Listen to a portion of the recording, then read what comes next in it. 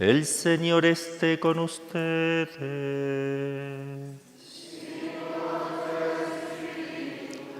Del Santo Evangelio según San Juan.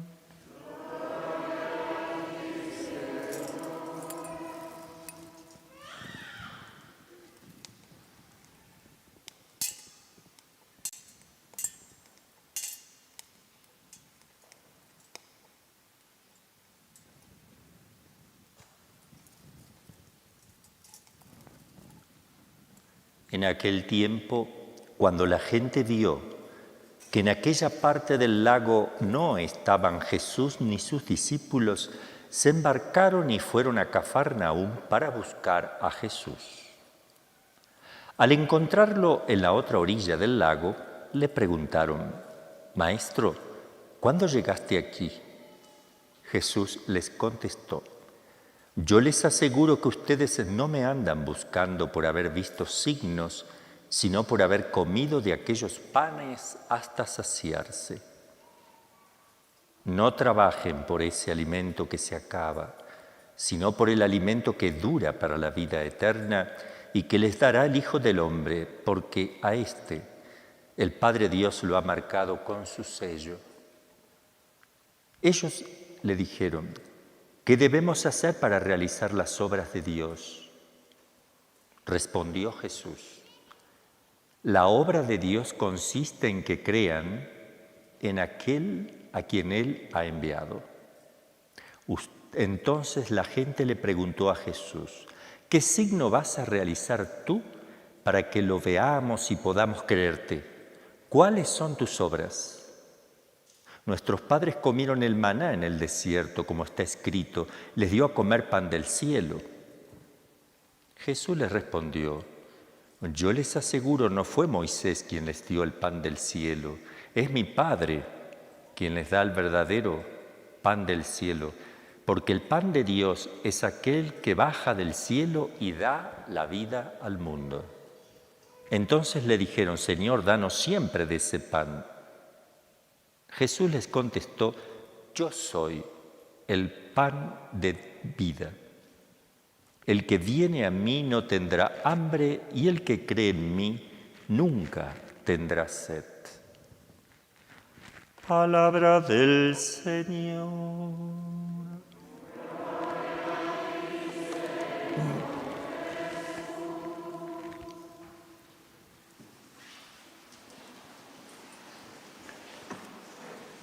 En el nombre del Padre, y del Hijo, y del Espíritu Santo. Inmaculado Corazón de María.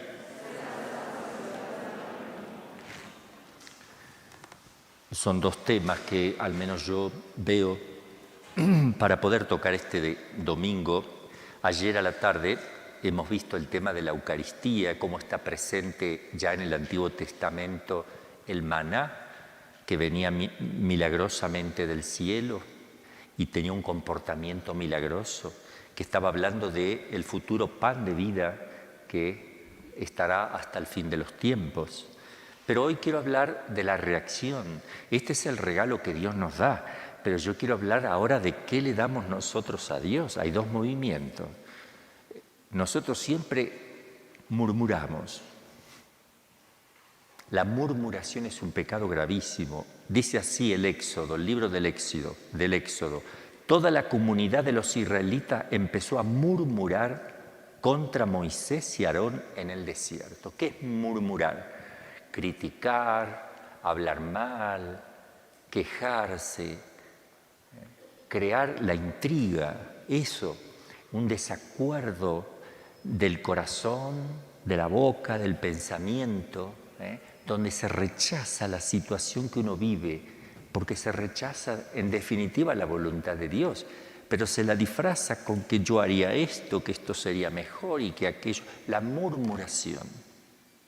Los israelitas le decían: ojalá hubiéramos muerto a manos de Yahvé en la tierra de Egipto, cuando nos sentábamos junto a las orillas, a las ollas de carne, cuando comíamos pan hasta hartarnos. Pero ustedes nos han traído a este desierto para matarnos de hambre, con toda la asamblea, o sea, la queja. la queja continua. Esto es algo común en todo el pueblo de Israel y en la historia de la iglesia también. Siempre está presente la crítica y la murmuración, que es algo que desagrada enormemente a Dios. Cuando el demonio, disfrazado de serpiente, habló con Eva, la convenció primero, comió ella del árbol primero y luego tuvo que convencer a Adán. ¿Pero qué le había puesto el demonio a ella en el corazón? Que Dios le estaba haciendo una trampa, estaba murmurando el demonio contra Dios y ella creyó en eso y fue a murmurar con su esposo. Porque el demonio le dijo, no, no es cierto que van a morir si comen. No, lo que pasa es que Dios sabe, yo te voy a decir, ¿no es cierto? Ahí viene. Lo que pasa es que Él sabe que si ustedes van a comer esto, van a ser como Dios. La murmuración. Le metió eso y ella hizo lo mismo con el marido. Y ahí vino el desastre más grande en el mundo. A partir de ahí siempre está presente esta murmuración que echa a perder los planes de Dios en la vida personal, en la vida familiar, social, en un país, en el mundo entero. Por eso vamos a tocar un poquito este tema de la murmuración. Quiero hablarles de un texto de la Sagrada Escritura que habla de esto. Se trata del apóstol Santiago el Menor, el que muere primero mártir. Antes de morir mártir, apenas antes, había escrito su epístola, la carta de Santiago, que era primo de Jesús, porque el padre de Santiago era Alfeo, y a veces llamado Cleofás. ¿Y quién era la mamá de él? La mamá era la prima de la Virgen María, llamada María también. Un santo, de verdad, un hombre lleno de ternura, de delicadeza humana. Era el santo más delicado en la parte humana, obispo de Jerusalén. ¿Y cuáles van a ser los temas que va a tocar en esta carta, en esta epístola? Va a hablar de la lengua y la murmuración y la gravedad de la crítica. Por eso les voy a leer el pasaje. ¿Qué más habla? De no jurar fácilmente por cualquier cosa, de los falsos doctores y de decir que la fe es solo de palabras, pero no de obras, y de tener celo apostólico amargo, aquel que dice, sí, voy a ir a evangelizar, sí, ay, y hacemos todo mal, sin espíritu verdadero. Y entonces escribe esta carta, se lo escribe a los judíos cristianos de Palestina y fuera de Palestina. Es una carta universal, porque él veía las críticas y murmuraciones ya en la primera comunidad entre algunos fieles, y dice así: si alguien no falta con palabras, es un hombre perfecto. Si uno no falta con palabras, es perfecto, porque es capaz de dominar toda su persona. El pecado de la murmuración le recae en un 60% a la mujer, a la parte femenina, y un 40% al varón. Es un pecado más que se da con más frecuencia en la mujer, pero no está exento el hombre. Se da con más frecuencia porque tiene más naturalmente tendencia a hablar. Eso es natural en la mujer.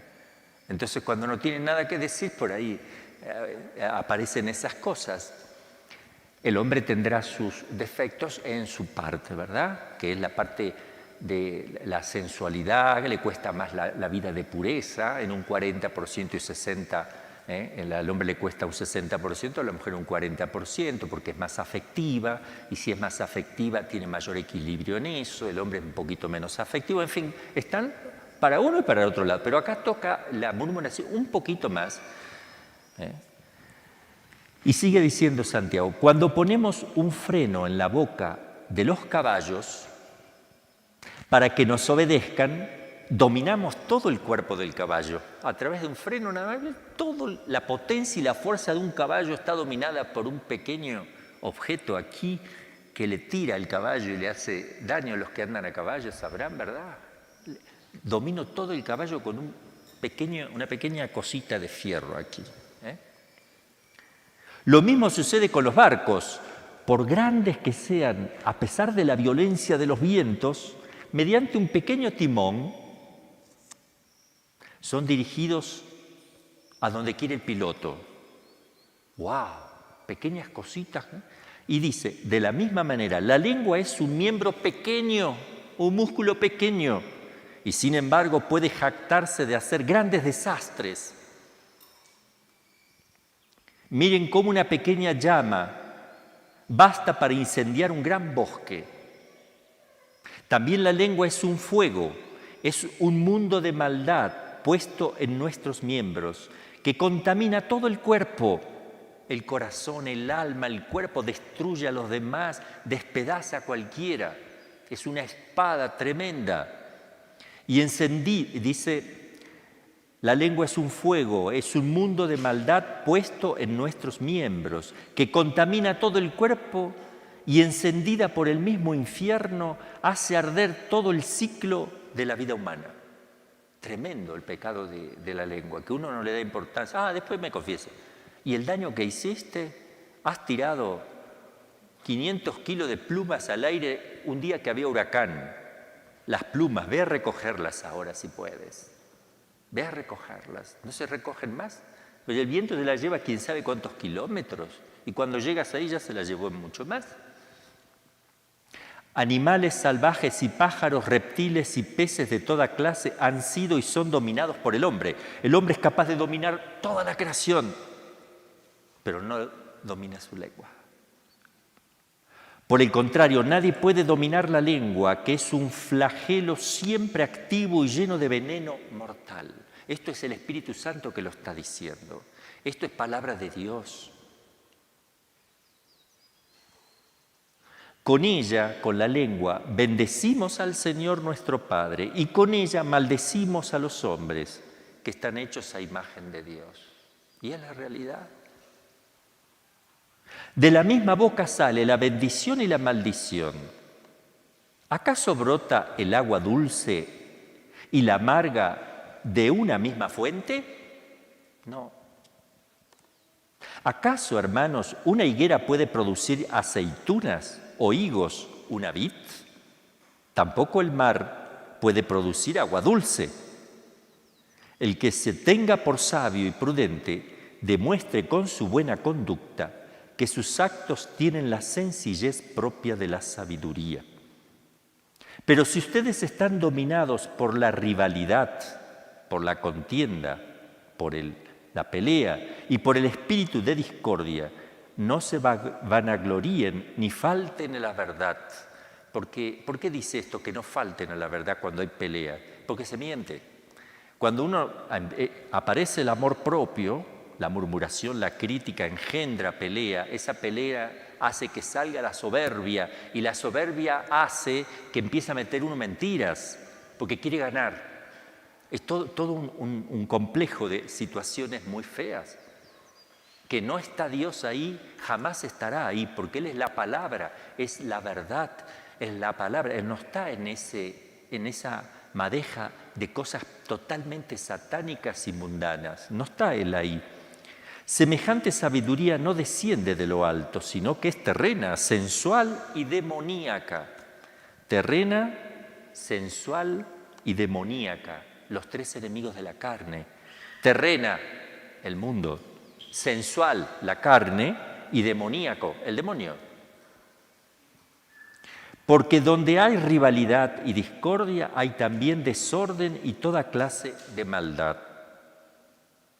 En cambio, la sabiduría que viene de lo alto es ante todo pura y además pacífica, benévola y conciliadora. Está lleno de misericordia y dispuesta a hacer el bien, es imparcial y sincera. También, esto de murmurar, de criticar, aparece en los conventos, en la iglesia, en las curias, en la vida religiosa, masculina, femenina, en las familias, adentro de la familia, cuando la esposa critica al marido, cuando habla mal de su marido para desahogarse con la vecina o quien sea, y al revés, cuando el marido critica a su esposa, ¿no? O cuando se critican unos con otros dentro de la familia, dentro de una comunidad parroquial. Esto engendra de verdad un espíritu totalmente abominable, donde Dios vomita eso, no lo puede amar. Digo vomitar porque es una palabra fuerte, que significa un rechazo de todo el ser de Dios hacia eso, porque eso es pecado. Cuando uno vomita algo, todo el organismo se pone de acuerdo, por decir así, en expulsar algo que le está agravando, pone en peligro la vida de la persona. Lo expulsa como la cosa peor que le pueda pasar en ese momento. Por eso lo expulsa, y de una manera rara, violenta. Pero es una defensa, porque sabe que morirá. Dios vomita también el pecado. ¿Por qué? Porque el ser de Dios es lo contrario. Entonces, si nosotros hacemos eso, Dios no puede habitar en nosotros. Santa Faustina, que es nuestra santa de nuestra familia religiosa, escribe lo siguiente sobre el tema de la murmuración, la crítica, porque siempre que se murmura, uno lo que dice es, no es para criticar, ¿no es cierto? Pero yo te digo, es para criticar, estás mintiendo, la mentira entra y se disfraza como que uno está haciendo un bien. También hay que tener mucho cuidado, porque existe la crítica constructiva y uno a veces está obligado a hacerla en vistas al bien de la comunidad. Pero esa es otra cosa. Ustedes saben que yo me refiero a la crítica por la crítica, aquella crítica que no es necesaria y que no se debe hacer porque destruye todo el ambiente, todo lo que me rodea lo consume, lo destruye. Dice ella así: en los momentos en que sufro mucho, trato de callarme, porque desconfío de mi lengua, que en esos momentos es propensa a hablar de sí misma. En lugar de servirme para alabar a Dios por todos los beneficios y dones que me han sido proporcionados. Cuando recibo a Jesús en la Sagrada Comunión, le ruego con fervor que se digne sanar mi lengua, para que no ofenda con ella ni a Dios ni al prójimo. Deseo que mi lengua alabe a Dios sin cesar. Grandes culpas se cometen con la lengua. Un alma no llegará a la santidad si no tiene cuidado con su lengua. Número 92 del Diario de Santa Faustina. Y continúa. Una religiosa que no es callada, o una madre de familia, lo pueden aplicar a donde sea, porque ella estaba viviendo de religiosa, nunca llegará a la santidad. Una religiosa que no es callada nunca llegará a la santidad. Es decir, no será santa. No se haga ilusiones. Para poder oír la voz de Dios hay que tener la serenidad en el alma y observar el silencio. No un silencio triste, sino un silencio en el alma, es decir, recogimiento en Dios. Se puede decir muchas cosas sin interrumpir el silencio y al contrario, se pueden hablar poco y romper continuamente el silencio. Oh, qué daños irreparables causa no guardar el silencio. Se hacen muchos daños al prójimo, pero sobre todo al alma. El hablar de más. Y ahora va a hablar de la crítica y la murmuración más que nada. Dios no se da a un alma parlanchina. Una persona que vive hablando no se da. O sea, no se deja sentir ni se deja hablar, ni le puede comunicar nada. Entonces, Dios no se da a un alma parlanchina que como un zángano en la colmena zumba mucho, pero no produce miel. El alma hablantina, que habla mucho, está vacía en su interior. No hay en ella ni virtudes fundamentales, ni intimidad con Dios, ni hablar de una vida más profunda, ni de una paz dulce, ni del silencio en el cual Dios habita. El alma, sin gustar la dulzura del silencio interior, es un espíritu inquieto y perturba este silencio en los demás. El que no tiene silencio perturba el silencio de los demás. Esto quiero hacer alusión también a el silencio en los hogares también, que es necesario para que Dios viva en un hogar. Vi a muchas almas en los abismos del infierno, ella bajó al infierno. Vi a muchas almas en los abismos del infierno por no haber observado el silencio.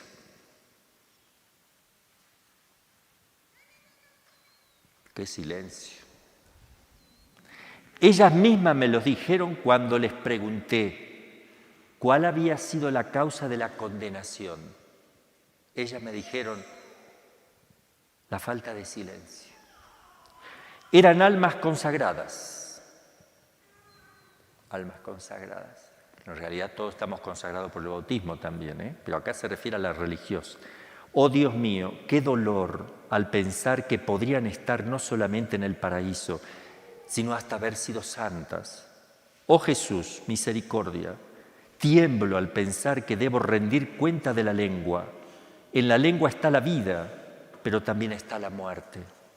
A veces con la lengua matamos, cometemos un verdadero asesinato y podemos considerar esto como una cosa pequeña. Conocí a una persona que al enterarse por otra de ciertas cosas que se decían de ella a través de la murmuración, se enfermó tan gravemente, perdió allí mucha sangre y muchas lágrimas, y luego le vino una triste consecuencia, no causada por la espada, sino por la lengua. Abandonó la vida religiosa y se la tragó el mundo, porque habían hablado mal de ella. Así pasa entre los familiares también, entre nosotros. Tenemos que tener mucho cuidado. Una persona a quien uno habla mal, le va a llega, eso se ventila.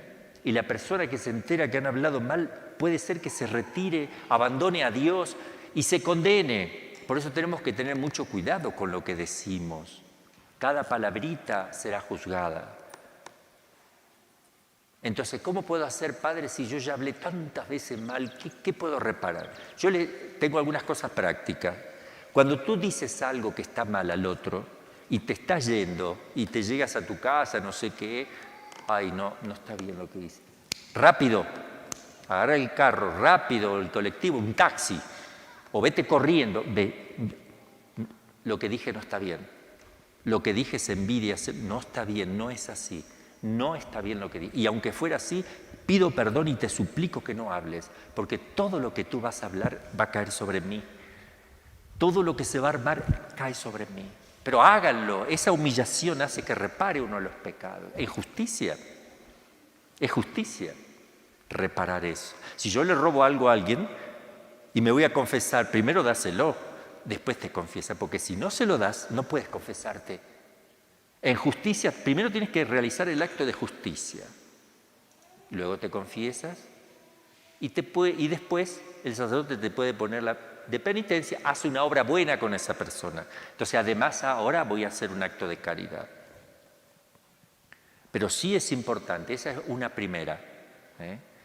Segundo, hablar bien de las personas, acostumbrarse a hablar positivo. Yo tengo 50 cosas malas para hablar de esta persona y 5 buenas. Solo le encuentro 5, porque yo le encuentro 5 porque yo no la acepto a la persona. Y a lo mejor tiene 500, pero yo solo veo 5 porque no la acepto. ¿Cómo tengo que hacer? Habla bien de esas 5 cosas, pero no toques las 50. Porque se te va a crear un hábito malo, es veneno eso. Entonces, en cambio, empezar a hablar bien de los demás hace que tú siempre estés buscando la parte positiva de las personas. Te acostumbras después. Y eso es muy importante. Y después, si ya hablamos mal y no nos queda otra, y ya pasaron años, ¿qué podemos hacer por todas las personas que hemos hablado mal, hemos criticado, murmurado? Hacer penitencia, hacer oración. Una forma de hacer penitencia es hablar menos. Si soy varón, hablaré más. Esa sería una linda penitencia. Si soy mujer, hablaré menos. Hablar menos. Hacer silencio interior. Silencio exterior para que me ayude al silencio interior. Bien, este pecado de la murmuración es común en la historia bíblica y en la historia de la Iglesia. Y ha hecho desastres, ha destruido muchísimas personas y se han condenado también personas por haber murmurado, por haber criticado, por haber hablado mal, aunque sea cosas verdaderas, porque aquí tenemos que distinguir 3 cosas. La calumnia es que yo diga algo del otro totalmente inventado por mí. Eso es gravísimo, es un pecado grave, mortal. Y rápido debes ir a reparar eso. Es un invento para destruir la persona, inventaste algo. Eso es gravísimo. El segundo es juicio temerario. ¿Qué es el juicio temerario? Juzgo, pero no estoy seguro. Yo creo, me parece. Entonces, juicio temerario. Es temerario hacer un juicio porque no tienes la seguridad de lo que estás haciendo. Además de criticar que es un pecado grave, estás haciendo un juicio injusto, porque no tienes los elementos para hacerlo, ni te corresponden. Eso también es pecado mortal, mortal. Si yo me muero con estos dos, me voy al infierno. En cosas graves, ¿no es cierto? Si yo voy a criticar a una persona porque se comió un caramelo. En cosas graves, obviamente. Y la tercera es la difamación. Algo verdadero, pero que yo aprovecho a contárselo a todos, que es negativo de la persona. ¿Pero es verdadero? Sí, pero no tienen por qué saberlo los demás, porque esa persona puede estar arrepentida. Entonces, la difamación también es un pecado mortal en cosas graves. Es decir, difamar significa hacer que la fama mala de la persona se esparza, difamar, que se vaya, pero siendo verdad. Si es mentira, es calumnia. Si no estoy seguro, es juicio temerario. Y si estoy seguro, pero se lo cuento a quien no debo contarle, es pecado mortal. Pero también estoy obligado a contar algo seguro a quien debo contarle, y si yo no lo hago, también peco. Por ejemplo, veo un mal comportamiento en una cosa muy grave de un sacerdote. No lo debo contar a las personas, eso es difamación, es pecado gravísimo. ¿Qué debo hacer? ¿Ir al obispo? Hablar y decir y pedir silencio total, pero ustedes cumplen con su parte, porque el obispo tiene que ayudar a ese sacerdote. Y así hay cosas, si yo veo un papá de familia que está traicionando a su esposa, hablaré primero con el padre de familia. Le diré, no lo hagas más, mira lo que has hecho. Confiésate, cambia de vida. A lo mejor se cambia de vida y no necesita que la esposa lo sepa. ¿Por qué ha cambiado de verdad? Listo, no se lo voy a decir, claro que no. ¿Por qué? Si Dios le perdonó y ya no está ese pecado en él. Se quiere redimir. Si tú le dices a la esposa, se armó un desastre, porque ya está arrepentido. Pero si él no se arrepiente, y no se arrepiente, y lo sigue haciendo, mira, se lo voy a contar a tu esposa si sigue, porque esto no lo puedes hacer con ella. Y lo sigue, va, mira, ahí está. Pero no con la intención de hacer un daño, porque ahí también no es cuestión de vomitar a la esposa el problema e irse, jaja, ahora que se armó, ¿no es cierto? No ese es el espíritu cristiano. Pero sí, para que le ayudémosle a tu esposo. Yo me ofrezco a ayudar también, veamos cómo lo podemos ayudar, porque tiene un serio problema, no se controla. No fue una caída así que está no, ya. Entonces, siempre hay que llevar los problemas a los superiores, a la persona que le corresponde saberlo, cuando ese problema está afectando a la comunidad. Si en Frisidín está habiendo un problema grave, a las superiores correspondientes se le debe indicar, padre o hermana o hermanito, mire, bajo reserva y solamente al superior, porque ellos sabrán hacer lo que deben hacer por el bien de todos, incluso de la persona que está obrando mal, porque hay que ayudarla a que se corrija. No es cuestión de cortar y tirar. A veces sí, cuando no queda otra. Pero se trata de ayudar todo lo que mientras la persona se deje ayudar. Cuando no se deja ayudar, ya esa persona se corta, se corta del grupo, se va. Es un miembro que fue expulsado, pero se autoexpulsó, porque no acepta y no corrige su error. Eso va con todas las comunidades religiosas, con todas las parroquias, en la vida de la iglesia, en la familia, en la vida de todos los días. Vamos a pedir entonces a la Santísima Virgen que con su silencio predica. Ella no habla, aparece nada más. Ella mira. Ella se deja ver nada más y ya con eso predica. Habla poco. Y San José, menos, porque nunca habló. Por lo menos no sale en la Escritura. Digan que hasta se ha pensado si podía ser mudo, ¿verdad? Porque no aparece una palabra de San José. Pero una obediencia así pronta, rápido. Yo no me imagino en la boca de San José criticando al otro carpintero, al artesano aquel, creando rencillas. No me lo imagino. María Santísima, ¿qué hubiera hecho cuando ve algo mal? O lo justifica, ayuda, corrige ella personalmente, pero no crea el conflicto, no murmura, no critica, no señala las cosas. Porque si tú le señalas al otro, ya el otro lo va a rechazar culpa tuya, ya lo va a rechazar. Y después, ¿cómo haces? Vamos a pedir esta gracia a la Madre de Dios, que así sea.